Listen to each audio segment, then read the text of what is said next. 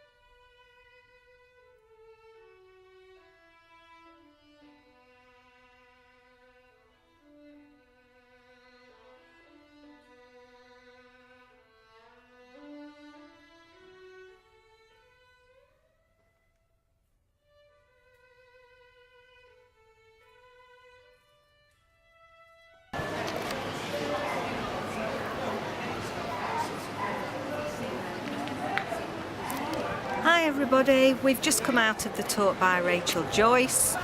She's a lovely lady. It's been a really interesting talk. I'm going to put a video up later on. I'm going to discuss some of the things that she's been talking about. She gave us a really good insight into her books, her novels, and also the stuff she's doing for radio. We're here in Beverley. It's a little bit breezy here today, but otherwise it's nice and dry. We're just going to have a little wander around now and see if there's any other bookish things going off. And I'll see you all later. Bye bye for now.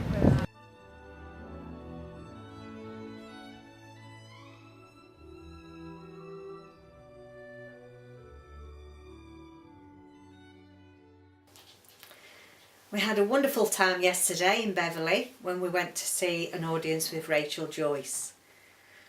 Lovely lady, really gave us an insight into her life and her work, especially the more recent stuff that she's done for BBC Radio, commemorating the 200-year anniversary of the birth of Charlotte Brontë. So she introduced herself and explained a little bit about things that she's got currently on the go. She's writing a new novel, in the early stages of writing a new novel, and also she's just finished the radio script for Agnes Grey, which was obviously Emily Brontë. And she wasn't sure of the date that this was coming out on BBC Radio, and I've tried to look that up for you, but I can't find any information at the moment. If I do find some, then I will put it up on posts in the future for you, so we can have a listen along. Okay, so Rachel was explaining how at the beginning it was difficult, her transition from being a script writer, a play script writer for the radio, and her transition into actually then writing her first novel, her debut novel, which was The Unlikely Pilgrimage of Harold Fry. So she was explaining that very different ways of writing.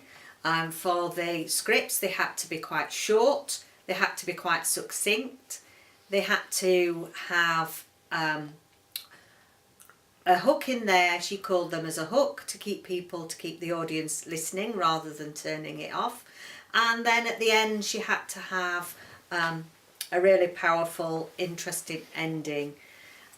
In some cases, especially like with the Brontës, it was a series over several weeks. So she was explaining the importance of actually leaving everything on a cliffhanger so that the reader, sorry, not the reader, we're so used to talking books, the audience, the radio audience, was left hanging enough to want to come back the next week. So she said that she'd always wanted to write a novel ever since she was a young girl. She had a really good childhood, and they often used to go for visits to Harworth in the Yorkshire area, where the Brontës lived, in the parsonage there, and used to have many happy memories of spending time in the Bronte country.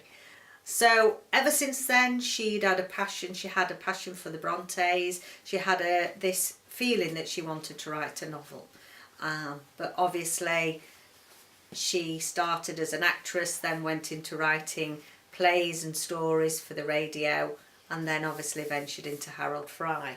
Now, just a quick synopsis of this book. A gentleman called Harold Fry, he received a letter from a very old work colleague called Queenie Hennessy, who was sort of saying goodbye really. She was explaining that she got terminal cancer, and thanked him for him being involved in her life and wanted to say goodbye. So he sent a letter back to her, went out to post this letter, and suddenly realised that sending a letter just didn't feel enough. So he contacted the hospice where she was and said, can you tell Queenie Hennessy to hang on, not to suddenly die, because he was going to walk all the way from Devon all the way up to Berwick-on-Tweed, and he met many characters along the way. He meets many characters along the way. She explained that it was, she felt that she was going on this journey with Harold, because it seemed an impossible venture that he was going on. At times it was very, very difficult, and it just seemed that he'd never get there. It'd never get to see the end of this journey and to fulfil what he set out to do, and to get to see Queenie before she passes over. And in a way, because this was her first debut in novel writing, she was going along a journey as well. So that was really interesting to hear her talk about that. Then after some other work that she did, she decided that she was going to do a sequel. Well, not really a sequel in a way. She calls it like a parallel story. And this is the love song of Miss Queenie Hennessy. And this is actually looking from her perspective rather than that of Harold Fry. So as Harold's setting off to go on this walking journey to get to see her before she dies, this is her story while she's in the hospice, and everything that's going on waiting for Harold to arrive there. She has based some of this on personal experience, and she has dedicated these books to her late father, who had his own journey with cancer. So really lovely, genuine storylines that she was talking to us about.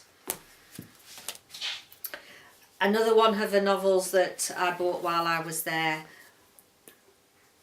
we go, was The Snow Garden. And this is a wonderful cover. Look at that, it's gorgeous. But I'm going to keep that for when I do some of the Christmas stories, when we look at Christmas stories. So Rachel then went on to discuss the work that she's done for the BBC. This has really inspired me to look into the life of the Brontës some more, and so I feel that we'll have some more videos coming up later. I'd like to go to Haworth, where they actually lived in the parsonage. I haven't been there for a long time, since I was a young girl. And I'm just going to add a short film. So thank you for joining me for this, and see you soon.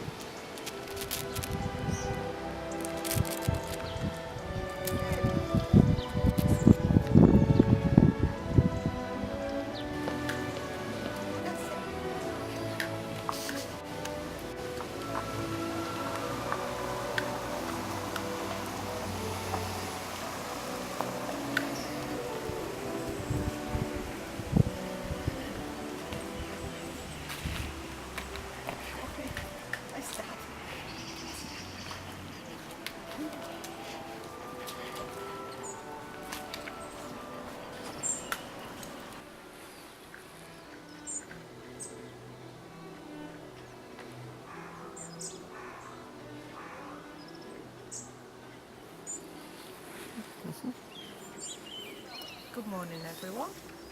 Got after yesterday going to see Rachel Joyce and some of the work that she's been doing for BBC Radio on the Brontës. I thought while we're out walking the dog this morning, I'd bring you here.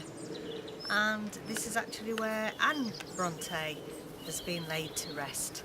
And we've got the original headstone here. And then in 2011, the Brontë Society have laid a new commemorative plaque here for visitors to come and pay respects to the great novelist.